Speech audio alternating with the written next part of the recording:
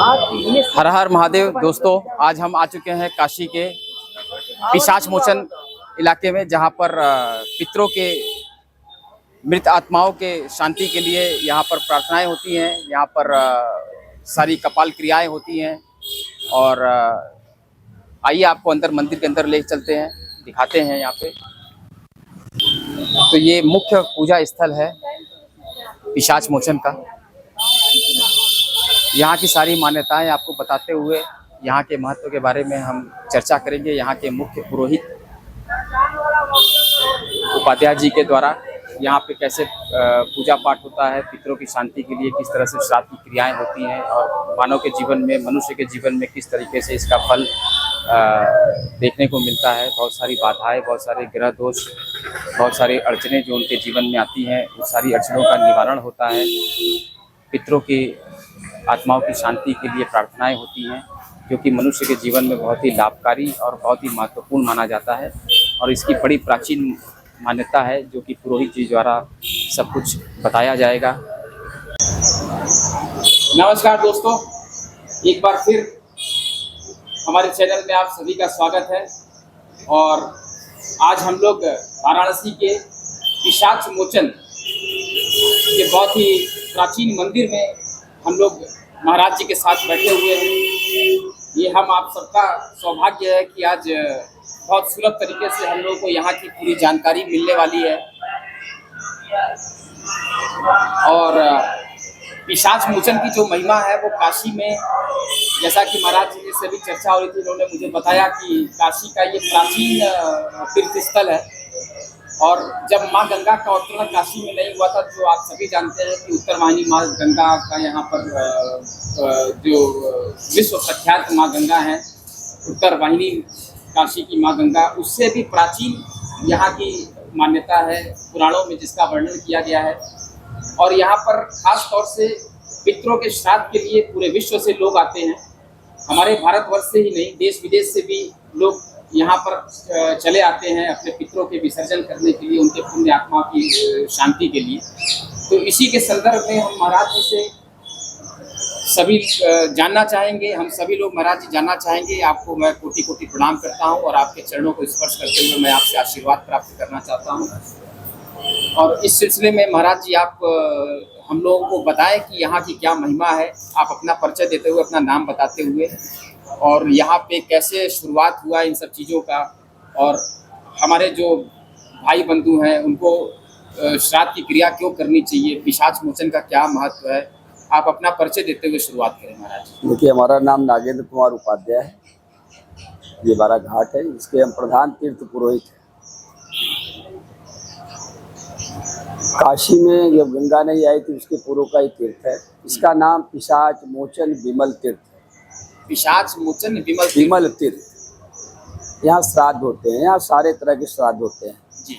त्रिपिंडी श्राद्ध, गया श्राद्ध लोग करने जाते हैं तो काशी प्रथम वेदी, बिना यहाँ पिंड किए गया तो नहीं जाते हैं जी। यहाँ पिंड करने से इनके पितरों में जो भी अकाल मौत वगैरह होते हैं, या जो भी परिवार में जिसको जानते हैं नहीं जानते हैं, यहाँ पिंड करने से उनका मोक्ष होता है। प्रेत योनि से जब मोक्ष होते हैं तो वो गया के लिए पितृ बन के जाते हैं। और यहाँ पर अगर किसी तरह का कोई भी कष्ट हो, पीड़ा हो, अकाल मौत वगैरह हुए हैं, तो उसके लिए नारायणी कराया जाता है।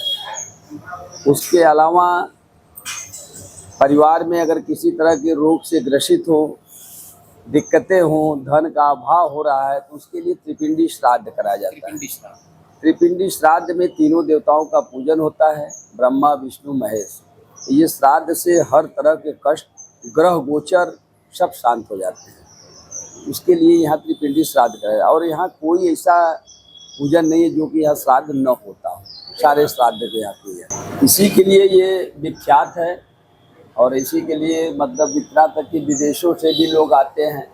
कभी कभी कुछ लोग ऑनलाइन कराना चाहते हैं, लेकिन भाई आपके पितृ हैं, अगर अपने पितरों का अगर अपने हाथ से श्राद्ध करते हैं तो बेस्ट है।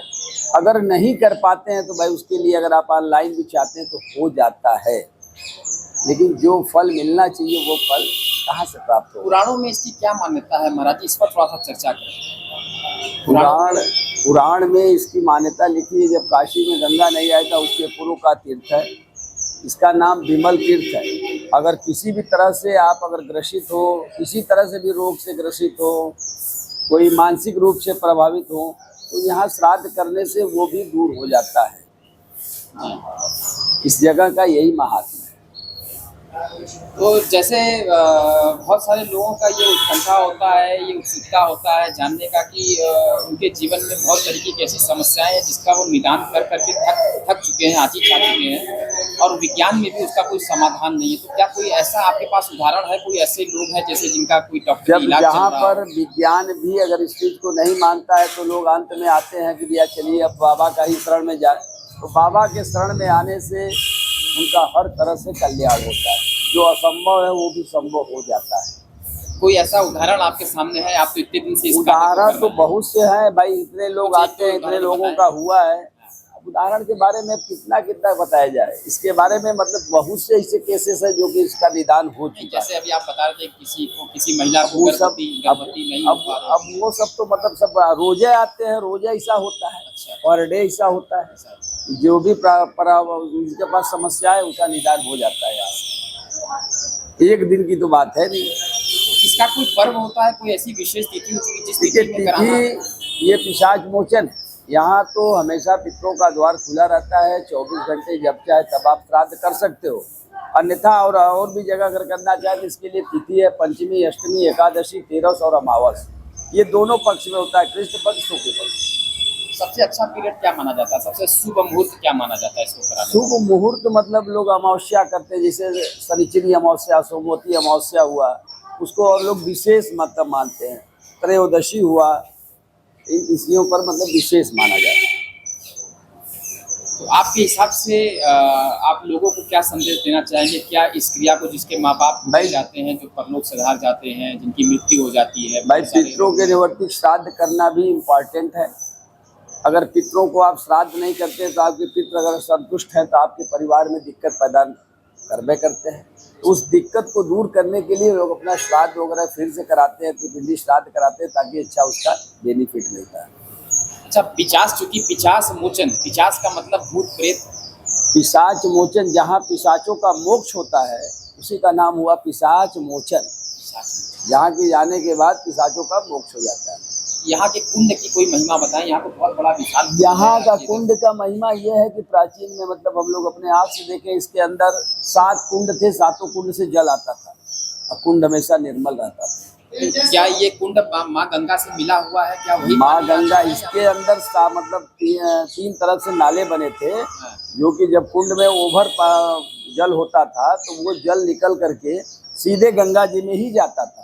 लेकिन अब वो कुंड रह नहीं गया, जो जितने भी नाले थे सब क्लोज हो चुके हैं। तो अभी वर्तमान की सरकार इन सब चीज़ों के ऊपर, संरक्षण के ऊपर, जो अपनी प्राचीन मान्यताएं हैं, जो कुंड है, जो तालाब है, जो नदियां हैं, उसके लिए सरकार बहुत कुछ कर रहा है, बहुत कुछ प्रयास कर रहा है। तो क्या इससे सरकार इसके लिए तो प्रयासरत है, लेकिन अभी तक इतना व्यवस्था सब लोगों ने ध्यान दिया है, लेकिन फिर भी अभी तक इतना पहुँच नहीं पाए हैं कि इसकी व्यवस्था बनाया जाए अच्छे ढंग से। तो आप क्या संदेश देना चाहते हैं? आपकी तरफ से कोई ऐसी कमियां रह गई हो जिसको बताना चाहिए कि इसको करने से ये लाभ होगा, ये फायदा? देखिए, हमारे कहने से नहीं, जनता के अंदर भाव है, जनता जान रही है, जिस चीज़ को जान रही है वो अपने आप आती है और यहाँ पूजन पाठ कराती है, अपना अपना उसका कल्याण होता है। तो यहाँ पे मुख्य मंदिर कौन सा है महाराज जी, इसके बारे में? यहाँ के मुख्य मंदिर कपिलेश्वर महादेव, जो कि बहुत पहले यहाँ पर लोटा भंटा का मेला लगता था। तो आज वो मेला यहाँ पर कंजस्टेड होने की वजह से चला गया है रामेश्वर। रामेश्वर है हरहुआ के पास, आगे मतलब काशी में ही, काशी में ही है, वहाँ चला गया क्योंकि यहाँ काफ़ी कंजस्टेड हो गया। तो लोटा भंटा का मेला यहाँ से क्या काफ़ी भीड़ होता है? क्या भीड़ होता है? काफ़ी भीड़ होता है। तो उस लोटा भंटा का क्या महत्व है, कुछ आप इसके बारे में कैसे, क्या होता है उसमें? लोटा और भंटा, भंटा का मतलब बैगन मतलब लोटा भंटा का मतलब कि वहाँ पर लोग जाते हैं, अपना बाटी चोखा वगैरह बनाते हैं, खाते पीते हैं, उसका यही महत्व। तो उसमें कुछ पितरों के लिए भी कुछ किया जाता है उससे? पितरों के लिए भी मतलब उसका कल्याण होता है। और कल्याण के लिए तो मतलब यहाँ श्राद्ध करना ही पड़ता है, बिना श्राद्ध क्या हो जाए। जैसे लोगों के यहाँ इस तरह का कोई दिक्कत है तो वह वार्षिक श्राद्ध होता है। वार्षिक श्राद्ध में मतलब पार्वण, तो वो भी हर लोग कराते हैं ना, हर साल कराते हैं जब तक गया नहीं जाते हैं। तो सब मिलाकर के आपके हिसाब से जो भी अपने पितृ होते हैं या जो भी अपने परिवार के लोग, परिवारजन जो परलोक सिधार गए हैं, जिनकी मृत्यु हो गई है, तो उनके संतुष्टि के लिए, उनकी आत्मा की शांति के लिए, उनकी मोक्ष प्राप्ति के लिए यहाँ पर पूजा पाठ कराने से विशेष रूप से फल प्राप्त होता है। निश्चित, अब श्योर है कि फल प्राप्त होता है, क्योंकि स्थान ही वही है, ये स्थान उसी के लिए है ही है, मोक्ष के लिए है। महाराज जी बहुत बहुत धन्यवाद, आपने बहुत अच्छी अच्छी चीज़ों पर प्रकाश डाला और पितृ के अपने जो प्रावधान है, जो उनकी क्रिया कर्म है, उसके बारे में आपने लोगों को बताया। इसके लिए मैं सभी की तरफ से आपको धन्यवाद ज्ञापित करता हूँ, आपको साधुवाद देता हूँ। चलिए, बहुत बहुत धन्यवाद। धन्यवाद। दोस्तों, ये पिशाच मोचन का जो मुख्य कुंड है, वो कुंड यहाँ की ये मान्यता है कि यहाँ पे जितने भी पितरों का श्राद्ध होता है, पितरों के श्राद्ध के बाद जो पिंड का दान होता है, जो पिंड का अर्पण होता है, जिसको कि कुंड में प्रवाहित किया जाता है, जो भी पुण्य आत्माएं होती हैं उनके आत्माओं की शांति के लिए प्रार्थना किया जाता है। और उसके बाद वो सारी रिचुअल्स होने के बाद, सारे पूजा पाठ होने के बाद, वो जितने भी सामग्री होती हैं, जो भी उनके पुतले बनाए जाते हैं या जो भी उनका पिंड होता है, जिसको चावल के आटे से और बनाया जाता है, और उसका पूरा विधि विधान के साथ पूरा पूजन होता है। जैसा कि यहाँ पे पूजन अभी हो भी रहा है, चल भी रहा है।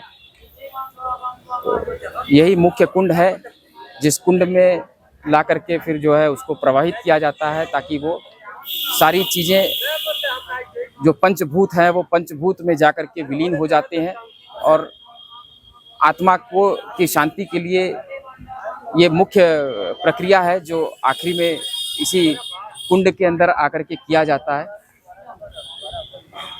ये यहाँ का यही पीपल का वृक्ष है, यहाँ पर घंट बांधा जाता है। ये जितने भी आपको जो है लटके हुए ये दिखाई दे रहे हैं मिट्टी के पात्र, इसको घंट बोला जाता है। इसी घंट में जो मृत आत्मा होती हैं, अपने मृत्यु के उपरांत 14 से 15 दिन तक यहाँ पर आकर के आत्माएं जो है आती हैं और आकर के यहाँ पर जल ग्रहण करते हैं।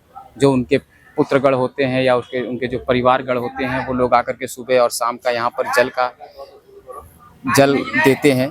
और ऐसा मान्यता है कि वो जल उनकी आत्माओं को जो है प्राप्त होता है, जिसको कि गंठ बांधना बोलते हैं। और ये इसी पीपल के वृक्ष के नीचे उस क्रिया को किया जाता है।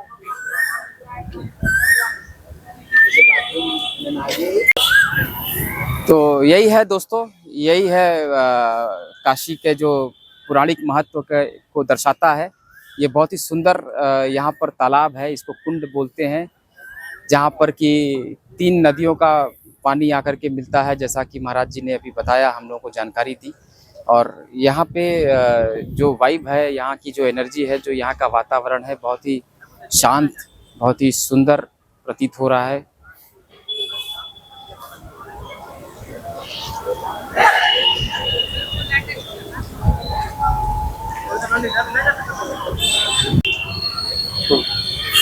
तो दोस्तों, ये रही संपूर्ण जानकारी। यहाँ पे पिशाच मोचन की संपूर्ण जानकारी मैंने आपको दी। और मैं आशा करता हूँ कि आप सभी लोगों को हमारा ये वीडियो बहुत अच्छा लगा होगा, हमारा प्रयास बहुत अच्छा लगा होगा। और मैं सभी से गुजारिश करूँगा कि जो भी काशी आना चाहते हैं, विशेष करके अपने जो पूर्वजन हैं, जो आपकी परिवार के लोग जो अब इस दुनिया में नहीं हैं, उनकी आत्मा की शांति के लिए इनकी जो श्राद्ध की क्रिया होती है, वो अगर आप यहाँ पे आके करना चाहते हैं, तो हमने उसकी सारी महत्वपूर्ण जानकारी आपको दी। और अगर आपको हमारा ये वीडियो अच्छा लगा हो तो इसको लोगों तक पहुँचाएँ, ताकि ज़्यादा से ज़्यादा लोगों को इन सारी महत्वपूर्ण जानकारी को पता लग सके और वो लोग भी अपने पितरों के श्राद्ध के लिए, उनकी आत्मा की शांति के लिए यहाँ पर आएँ और काशी में आकर के उनके आत्मा को स्थापित करें और भगवान से उनकी आत्मा की शांति के लिए प्रार्थना करें, जो कि बहुत ही महत्वपूर्ण है किसी भी मनुष्य के जीवन के लिए। मृत्यु उपरांत ये जो क्रिया होती है, श्राद्ध की क्रिया होती है, बहुत ही महत्वपूर्ण होता है और इसको सभी लोगों को ज़रूर करना चाहिए। और हमारे चैनल को आप ज़्यादा से ज़्यादा सब्सक्राइब करिए, ज़्यादा से ज़्यादा शेयर कीजिए, ज़्यादा से ज़्यादा लाइक करिए, ताकि और भी लोगों को इससे संबंधित जानकारी मिलती रहे। तो मिलते हैं फिर किसी दूसरे वीडियो में। धन्यवाद।